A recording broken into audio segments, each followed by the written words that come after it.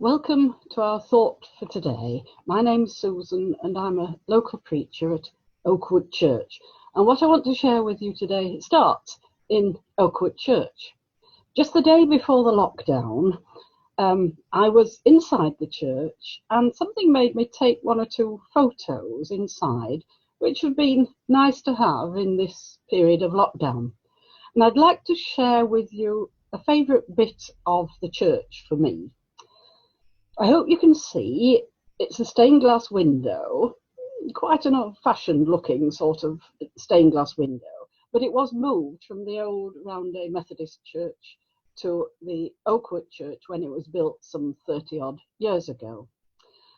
As I said, I like it, and sometimes my attention wanders when I'm listening to a sermon, and I like to look at it. Why? Well, the first reason is that where it's installed now, it's not up high and lifted up. It's actually at ground level, like one of us. And then I like what it shows. Yes, it's a woman, a saint, well, a saintly woman, let's say, and she's got her knitting with her. Can you see a ball of wool and a couple of knitting needles? Now, churches have all sorts of stained glass windows, don't they? Some of them of great heroic deeds, St. George slaying the dragon, or martyrs suffering with arrows coming from all directions. But I think I would bet that there aren't many that feature knitting. But this is a woman and what she does best, sticking to her knitting, if you like. I don't know about you, I'm not very good at knitting. There are people at Oakwood Church who are, and during the lockdown they've been knitting all sorts of things for various good causes. But of course in the lockdown there have been so many people doing so many things for other people.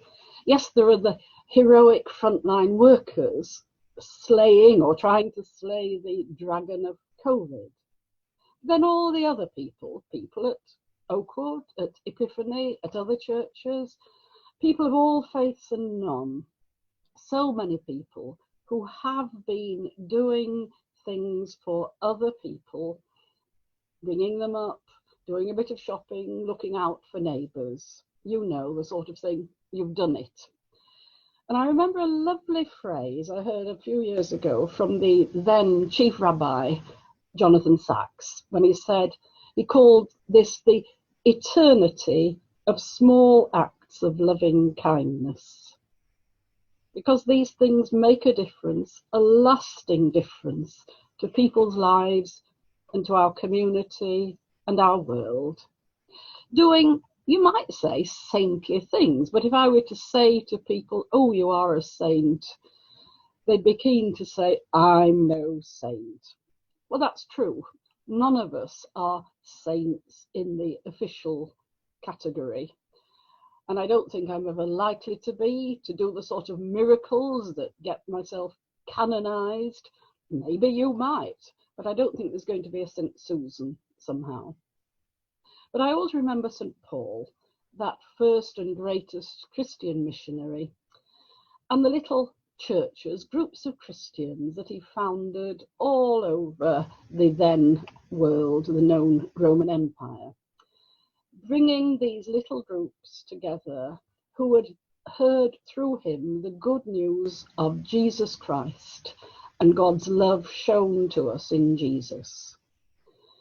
Christians who then drove him up the wall, did all sorts of things wrong, and he kept having to shoot off letters to them that we have in the New Testament to put them straight. And even though he tore a strip off them in these letters, he would still address them with love. And the word he often used is one that is often in English Bibles translated as saints, people who were at least seeking to be better disciples of Jesus. And I'd like to try to be that sort of saint.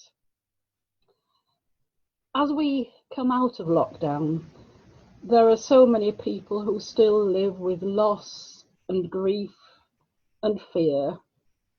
And it would be a brave person who thought that there won't be dark days ahead too. We'll need all the saints we can get.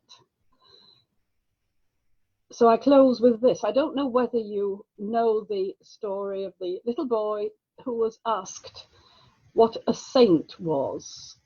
And remembering the stained glass windows in a church he'd been to, he said, a saint is one of those people who the light shines through. And that's the sort of saint we can all be, whether we're any good at knitting or not.